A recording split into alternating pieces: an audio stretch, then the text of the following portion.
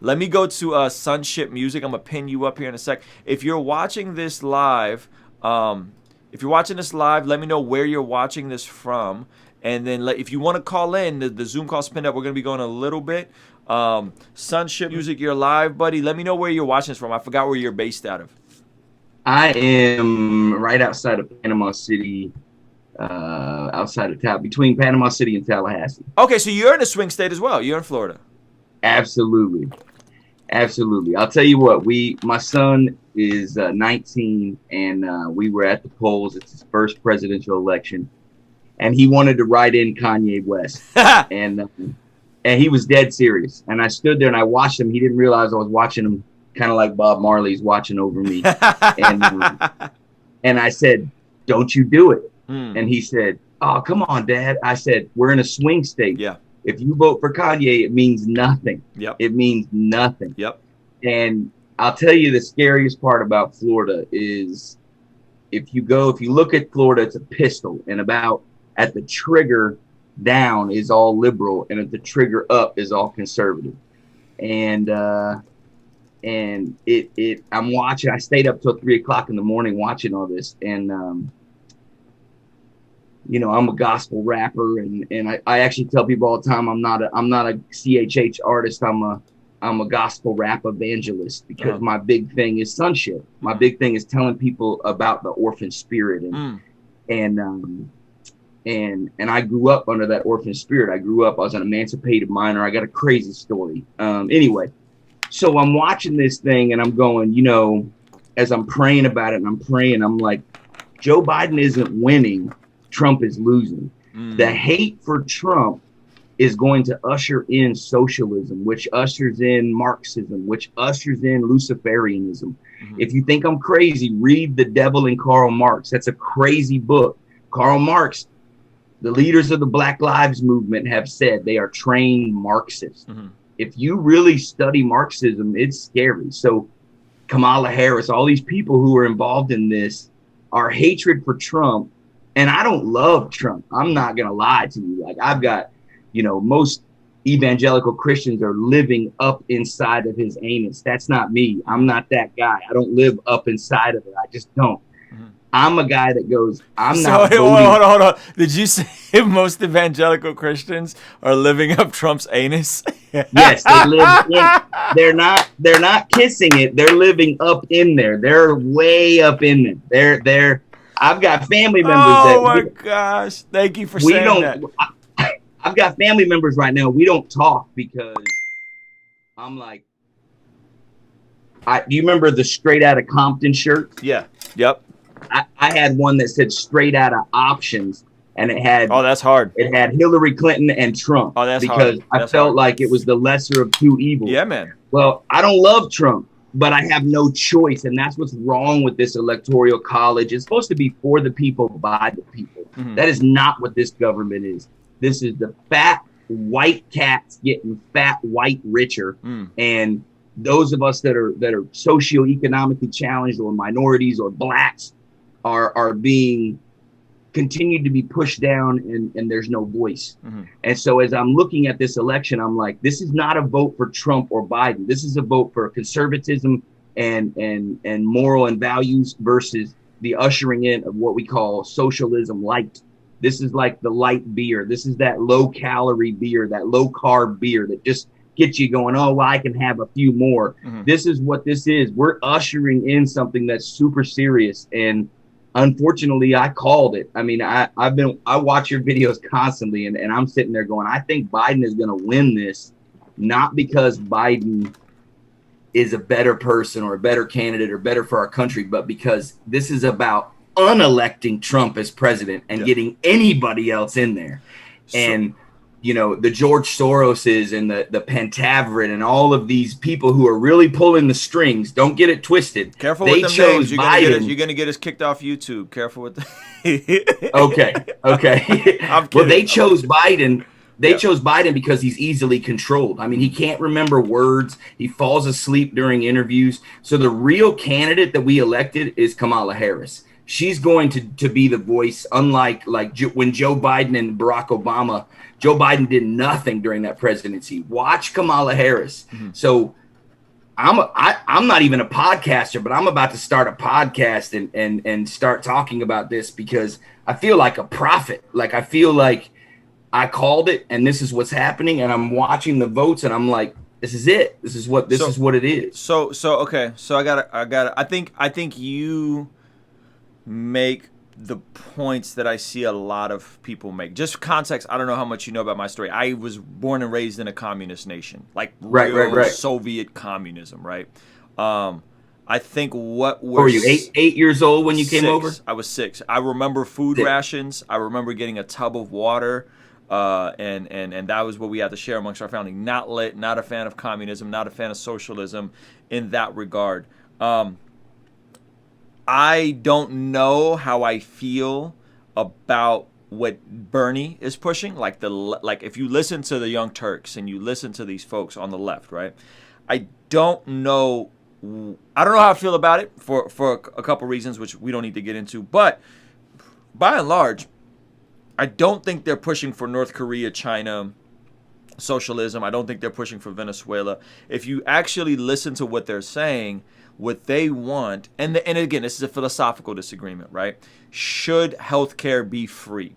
Do we have enough abundance to make healthcare free? Yes or no, right? That's a personal question, right? Do we have enough abundance to make college free? Yes or no? Well, that's up to how one views the world. So if we pay attention to what the actual people on the left are saying, again, the Young Turks, the progressives, they're not saying we need to have a totalitarian, right? We need to have a totalitarian Cuba, Venezuela, North Korea, China. That's not what's being promoted. I don't think we'll ever come to that in America. What they're saying, and this is from their mouth, right, is, hey, we want to see what's happened in the Scandinavian countries, Norway, Finland, Sweden, Switzerland. Granted, smaller populations, but if we look at their actual mobility, upward mobility in those countries. There's more upward mobility in those countries, even though, and I had to get hip to this, and I was wrong about this, even though there's a 40 to 45% tax rate, meaning that there's more people starting poor and becoming wealthy, even though they're paying a 45% tax rate. With the caveat that their highest tax rate is about 60%. So there is a point where they cut it off and they say, you know what, no more. Well, Biden, the highest tax rate would have been 62% in New York and in California, which I'm in California. I think that's crazy. You're in Florida. You guys don't have a state income tax. I envy you because of that. So just to say, I get it. I think that when we're looking at that is kind of what they're saying. That's really what they're pushing. And if we're honest, in America we've had a combination of the two. We've had a combination of capitalism and socialism since the Great New Deal, right? We've always had the two. The question is is healthcare and education a right? I don't really care for free education, by the way. Like, I don't think it's valuable to give people free college degrees. I think college degrees are becoming more and more useless. Healthcare, on the other hand, I know a ton of people with pre-existing heart conditions that literally could not get health insurance until Obamacare passed. Like, people in my real life, right, that couldn't get. So that's the part where we have to really examine it and say, hey, what is reasonable, what is not reasonable? Again, a lot of my buddies from Canada, hey, man, we're cool paying 40%, 45% in taxes, but we know that I'll never have to file for bankruptcy if I get sick. You know what I mean? And there's, I think, 500,000 people in America file for bankruptcy after getting sick. Like, that's pretty outlandish. So that's can I say one thing, and then I'll get off here and let somebody else go. Go ahead. So everybody that wants universal health care and socialized health care, I'm a veteran, and I have socialized health care. I'm guessing you don't like it. Well, let me tell you something. Yeah. I have a crown in my mouth right now that hurts every day. And because of socialized healthcare, they keep shifting me back. So because of COVID-19, I can't go to the Veterans Hospital. So they shift me over to a civilian dentist. He looks at it. He does some work. Then he decides, okay, I'm not getting paid enough. So I'm going to go ahead and ship you over here. I go in to get and I made them give me gold because I want my kids to be able to pull that out at the funeral and have that little piece of 24 karat gold tooth. So they get this gold tooth and they're ready to put it on. And he was like, "You're not having any pain, are you?" And I was like, "Yeah, I've been telling them every day I'm having pain every day." And he was like, "Well, that's not good.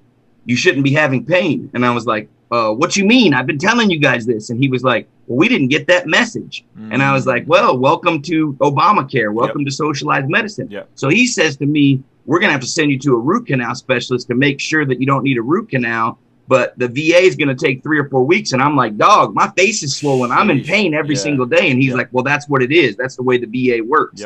And so I'm sitting here going, he goes, "If I put this gold tooth on and you need that root canal, I'm gonna have to drill through your beautiful gold tooth and it's gonna be worthless." And I was like, "Oh my God, if I get sick, I have to drive 6 hours to the VA emergency room, or I risk paying my own full charge. They'll deny it and they'll charge me the full amount." I broke my elbow in a motorcycle accident. They charged me $3,800 because the VA wouldn't pay for x-rays, all the inflated prices, like a $75 diaper and all that kind of stuff. I had to fight them for over a year and basically scream and yell at people on the phone to get my socialized health care paid for. So it's not everything is cracked up to be. It's not. I went to school on the GI Bill, socialized college, and it was a pain in my tuchus. And so all I'm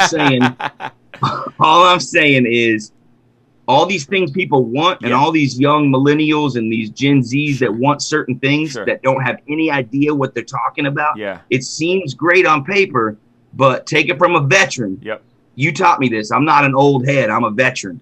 I'm you know, I've been saying that in my music. You taught me that. I watched a video like 6 months ago and I was like, I like that. I'm a vet. I'm a veteran. So take it from a veteran who has kids. I got a kid in college. Take it from me.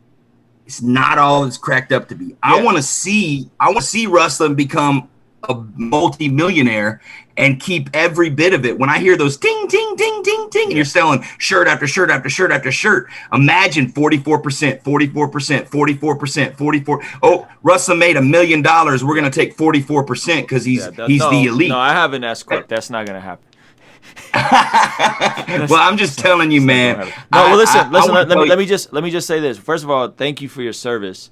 Second of all, I think that's a great point, right? Like, my mother has Medicare, I have Obamacare. The cool thing about Obamacare, and I don't know how it is everywhere else, but I have Kaiser. So like my stuff goes through Kaiser and is basically subsidized, meaning that like I have a marketplace that I buy into.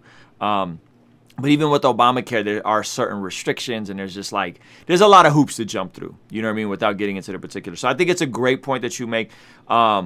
Medicare, so for your point, and that's a bummer, bro, that you're a daggone veteran and this is the kind of nonsense you're going through. But Medicare, like the full on, like this is government ran, is a pain to deal with. The left hand never tells the right hand what they're doing.